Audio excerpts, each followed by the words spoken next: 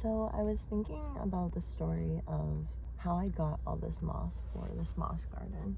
I get this moss from the forest, and I know that idea of sort of like asking permission from the plant before taking it. And a really great example of that came up while I was collecting moss for this moss garden. And I wanted to be able to talk for a minute about the importance of being able to honor a no. I think that plants are living things that we should have some sort of relationship with before just assuming that they're ours to take. I'm certainly not claiming perfection with that, and I think that this story will demonstrate that.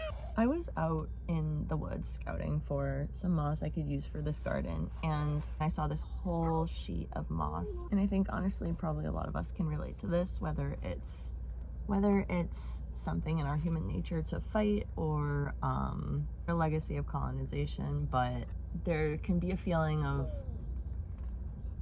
the excitement about the thing you found almost having the potential to supersede your honoring of boundaries of other things. Anyway, in this instance, I was kind of almost routinely reaching out, asking, is it okay if I take this? I would really like this. And it felt different. It was almost like a wall, like an invisible barrier.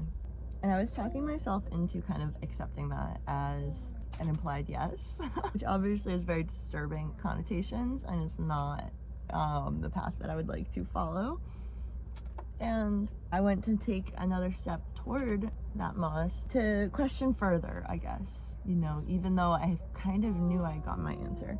And I was barefoot, and as I went to take the next step, I realized I was about to step into a patch of poison ivy that would have devastated me for weeks. So it was like I didn't listen to the first level of no, and I got an escalation in response. And I hope that I will not forget that lesson. There is just never a need to disrespect anyone's boundaries. And that might sound kind of dramatic to some people to be talking about in the context of moss, but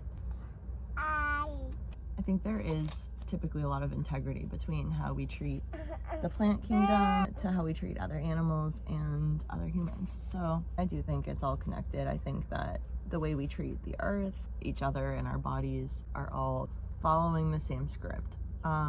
Anyway, there's never a need to disrespect any living thing's boundaries. We live somewhere where there is so much. I also got very different answers that were very inviting from other patches of moss. I can't help but hear how this sounds to someone who doesn't kind of believe you can connect with other living things like that, but that's okay.